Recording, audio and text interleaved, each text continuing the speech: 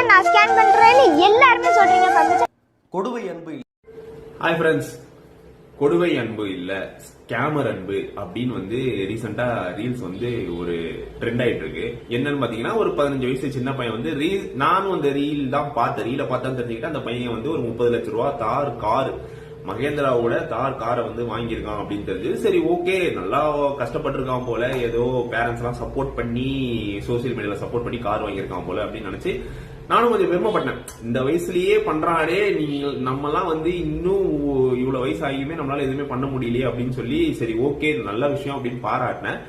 But இப்போ ஒரு 2-3 நாளாவே சோசியல் மீடியால வந்து அந்த பையன் வந்து ஸ்கேம் பண்ணிட்டான். என்னடா ஸ்கேம் பண்ணான்? ஒருத்தர் ஜென்ரலாவே ஒருத்தர் வளர்ந்துட்டானா வந்து ஸ்கேம் பண்ணிட்டான், அதை பண்ணிட்டான், இதை பண்ணிட்டான் அப்படின்னு சொல்லி இறக்கி விட பார்ப்பாங்க. சரி அந்த மாதிரி ஏதோ டாக் போல அப்படின்னு நினைச்சேன்.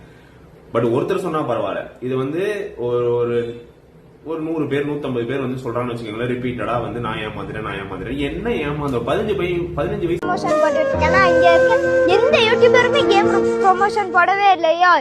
பெட்டிங் அப்ப யாருமே ப்ரோமோட் பையன்கிட்ட போய் நீ எப்படி ஏமாற முடியும் அப்படின்னு யோசிச்சு பார்த்தா, பையன் என்ன பண்ணிருக்காப்புல, ஒர்க் ஃப்ரம் ஹோம் வந்து நான் வந்து பண்றேன், அதுக்கு வந்து நீங்க வந்து இவ்வளவு கொடுத்தீங்கன்னா இவ்வளவு நான் ரிட்டர்ன் தருவேன், நீங்க வந்து 10,000 கொடுத்தீங்கன்னா நான் 20,000 தருவேன், நீங்க 20,000 கொடுத்தீங்கன்னா 30,000 தருவேன் ஃப்ரெண்ட்ஸ் அப்படின்ற மாதிரி ஒண்ணு பண்ணிருக்காப்புல. ஃபேமிலிஸ் சரி ஃபேமிலிஸ்க்கு இப்படி பண்ணுவியாப்பா அப்படின்னு நம்ம யோசிச்சோம்னா, இப்ப அந்த பையனுக்கான ஐடியாவா இது இருந்திருக்காது கண்டிப்பா சொல்றேன். ஏன்னா அந்த பையன் வந்து யோசிச்சு இப்படி ஒரு பெரிய டிசிஷனா அவனால எடுக்கவே முடியாது. இதுக்கு பின்னாடி வந்து யாராவது ஒருத்தர் ஐடியா கொடுத்திருப்பாங்க, அதை பேஸ் பண்ணி தான் அந்த பையன் பண்ணிருப்பான்.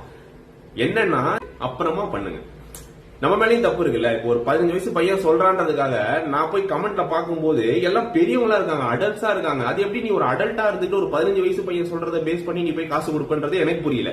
நீ ஒரு ரிசர்ச் பண்ணிருக்கணும், இல்ல கேட்டு தெரிஞ்சு வச்சிருக்கணும், அதை வச்சு நீ பண்ணிருக்கணும். சரி பண்ணிட்டீங்க, இப்போ அந்த காசு வருமா அப்படின்னு பாத்தீங்கன்னா, அந்த பையன் அந்த திரும்பவும் அந்த ரீல் போட்டிருக்கான் 2 நாளுக்கு முன்னாடி வந்து, நான் திரும்பவும் எல்லாருக்குமே காசை கொடுக்குறேன் ஃபேமிலிஸ் அப்படின்னு இருக்கான். சரி எவ்வளவு கொடுப்பான்னு தெரியல. சோ அவன் வந்து கார் வாங்கிட்டான், 30 லட்சம் ரூபாய் காரை அவன் வாங்கிட்டான். காசு போட உங்களுக்கு அதுல ஒரு 10-20 பேருக்கு மணி லாஸ் ஆயிடுச்சு பங்குச்ச. என்ன ஒர்க் ஃப்ரம் ஹோம் கொடுப்பாங்கன்னா கொடுக்க மாட்டானா? அதனால கண்டென்ட் என்ன, எதுக்கு லைக் பண்றோம், எதுக்கு ஃபாலோ பண்றோம், எதுக்கு சப்ஸ்கிரைப் பண்றோம், எதுக்கு அந்த ப்ராடக்ட வாங்குறோம் அப்படின்னு தெரிஞ்சுக்கிட்டு அப்புறமா பண்ணுங்க. இது முழுக்க அவன் மேல தப்புன்னு நான் சொல்ல முடியாது. ஏன்னா அவன் ஃபேமஸ் ஆகிறதுக்கு என்ன பண்ணணுமோ அதை பண்ணிருக்கான். அவன் வந்து நான் வந்து மிளகாத்தூளை தடவிட்டு வெயில்ல படுத்திருந்தேன், நீங்க வந்து காரப்பூரி சாப்பிட சொன்னீங்க சாப்பிட்டேன், சாஸ் ஊத்தி பானிபூரி சாப்பிட சொன்னீங்க சாப்பிட்டேன், எல்லாமே நான் பண்ணேன், உப்புல முட்டி போட்டுட்டு இருந்தேன் ஒரு நாள் ஃபுல்லா, நைட்டு ஃபுல்லா, பகல் ஃபுல்லான்றான். அதுக்கு போய் லைக் வேற பண்ணி வச்சிருக்கீங்க. அவன் அதை பேஸ் பண்ணி நம்ம என்ன சொன்னாலும் இவங்க நம்புவாங்க அப்படின்னு அவன் பண்ணிருக்கான். அவன் மேல கூட தப்பு இல்லை, நம்ம மேலேயும் தான் தப்பு. சோ பார்த்து சேஃபா இருங்க. பை.